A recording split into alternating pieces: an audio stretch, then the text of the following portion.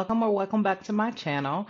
This is Rachel, the stress management coach for all the high achievers and ambitious individuals out there. So today, I just wanted to take a chance to share a little bit about myself and talk about how I even came into this role to work as a coach for high achievers and other ambitious individuals. So first, let me talk a little bit about myself and my background. So I educationally, I have my master's in counseling, and I'm also a licensed professional counselor, licensed in both Texas and Missouri. And so I came to coaching primarily through the different clients that I work with. So backgrounds of my clients include athletes and other professionals, doctors, nurses, educators in leadership, lawyers.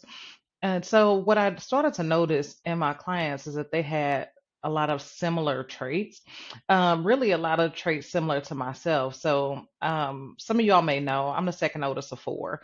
And so, all I have ever known is being responsible, trying to show a good example, being a rule follower, doing all the things that need to be done, mostly so I can stay out the way.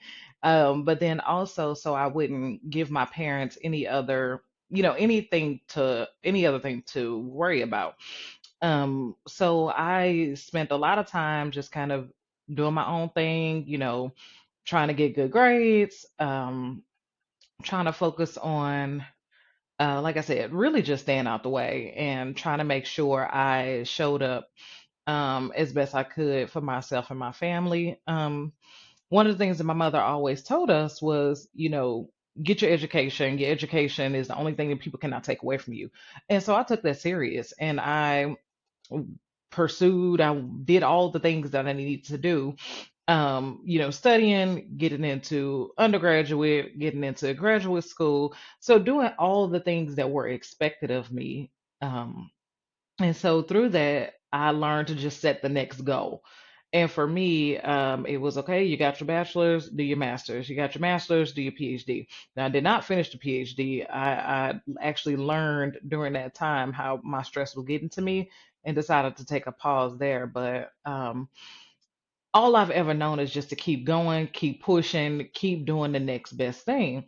And so through that, in my career side of things, working multiple jobs, striving to like complete hours as a LP, also working in higher education, serving students that are transitioning to college themselves, students with disabilities, students with disadvantaged backgrounds, and just helping people in general. But anyway, I learned to, just like I said, continue to do the next best thing. And so for me, it came to striving for a dollar amount um, in work. So I'm like, okay, well, I reach this level. If I do these things, and I'll reach that level, and I'll do that and that and that.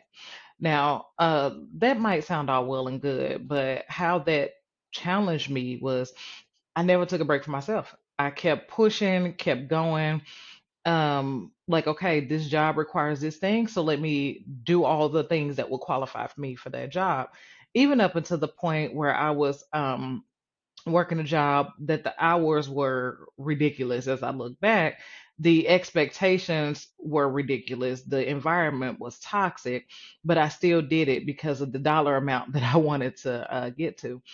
Through that time, I wasn't seeing my husband as much. I wasn't seeing my baby as much. I missed out on his whole little flag football season that year.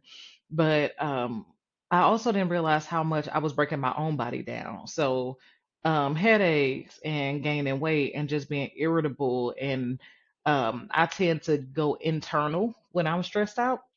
And so not really talking to people, not really doing the things that I was accustomed to doing. And so when I realized, through my work in like the hospital and the college, that a lot of the people that were coming to me or the people that were drawn to me were people very similar to me.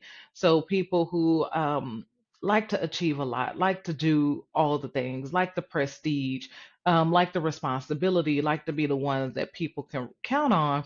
And I noticed similar patterns of stress. So not reaching out for support, not setting boundaries, not asking for what they needed, not being clear on what was needed, just knowing that, okay, I feel overwhelmed, I feel stressed out, but I don't know what to do with this. I know I'm capable. I know I am able to do things in general, but for whatever reason, I cannot get my footing down and do this thing. So that led me to really, um, well, first go into private practice counseling. So I've done private practice counseling for a while now, for several years. And from there, again, realizing some of the same pain points and issues that my clients were dealing with. And I wanted to, help them with more of a straightforward approach. Like, okay, these are the things, these are the strategies that you can implement um, to help you not only feel better, but to feel more in control in your life and the things that you want to do going forward, right? So you don't have to sit and be frustrated or sit in this space of unknown or just, you don't have to be perfect. Like you can lean on other people. You can tell people like, "Hey, I am struggling." Like you don't have to fake it till you make it. You can say, "Look, I just cannot right now." All right. So when I talk about the high achievers, the high performers, these are really just ambitious and goal oriented, goal focused people. You know, I believe I have a sense of agency. I believe I have the tools that I need to change my life. And so these are the people that subscribe to that same belief. Like, okay, I know something needs to change and I know I can do something to help me change. I just need to be pointed into the right direction, right? So, like myself, the people I work with are driven, um, just driven by a strong personal desire to meet the goals, right? That there is something that needs to be done. I want to accomplish these meaningful goals, to do the things that are going to not only help myself and the people closely connected with me, but to help the people that I serve and the people that I care about and the work that I care about doing, right?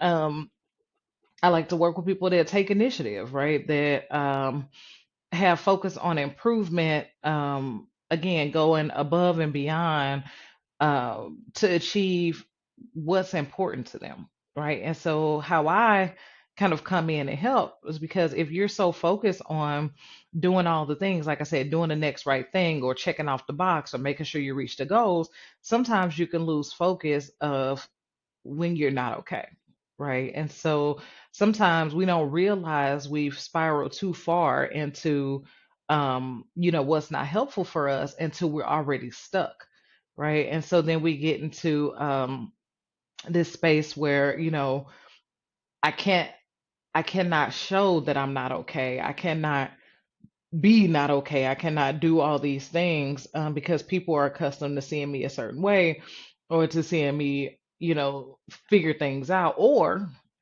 on the flip side, if I have reached out for support before and the response I get is, "Oh, you'll be okay. You'll figure it out, right? You're strong. You'll get it. You always get it." Which is nice to hear, but not really helpful if I'm saying I truly have an issue and I do believe I'll figure it out. Just in this moment, I cannot get it, and that is distressing for me, right? So the way I work with clients is that we work on quick to implement strategies, right? So, what can you do today to help with this problem that you are experiencing?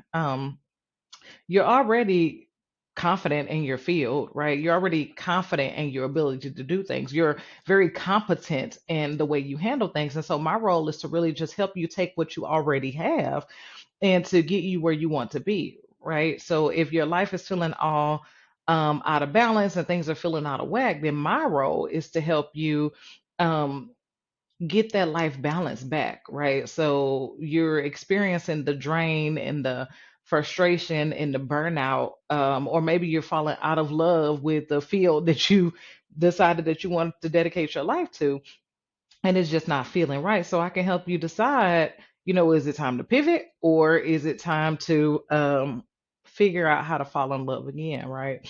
I like to create a safe space where people don't feel like they have to be perfect, right? So for me, I know what it feels like to be afraid to reach out for support or to be afraid to say, I'm just missing the mark. I cannot do it. right?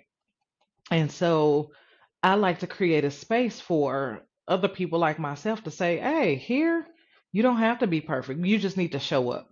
You just need to show up willing to do the work. You need to show up willing to look at what's not working. And you need to show up to say, okay, I'm going to do these things to make this change in my life that I feel like needs to have, right? So, again, my whole reason for coming into coaching, coming into counseling, doing any consulting when it comes to, the high achievers or the leaders, the professional entrepreneurs, all of those creatives, and all of those people that have stepped into positions that um, uh, positions of authority, but also positions of leadership. The ones that look they are looked at as strong, and so that becomes a double-edged sword because then they're often forgotten because again they're supposed to always have it together, or they feel like they should always have it together because that's all they know, right? Again, they've been successful, they've been competent up until this point where things are just falling apart, things are happening that they can't grip or control. And it's a problem because if you always feel like you have to show up perfect, or you always feel like you have to have a smile on, and you're always made to feel like you don't have an option to not have it together, things can get real lonely and real isolated and sometimes real dark real quick, right? And so I again come in to help you implement those strategies, implement these skills. um let's look at what's happening in your life to say, okay, where can we change things, right? Sometimes that looks like relationships, or that looks like pivoting to something that fits better with where you are in life now. So again, in order to keep producing at a high level, with high qualities and high thresholds, you have to take care of yourself first. Burnout is not, what none of us are invincible to burnout, right? Burnout happens when we fall short of looking at how do I take care of me, right? Not in a selfish way, but in a self care way.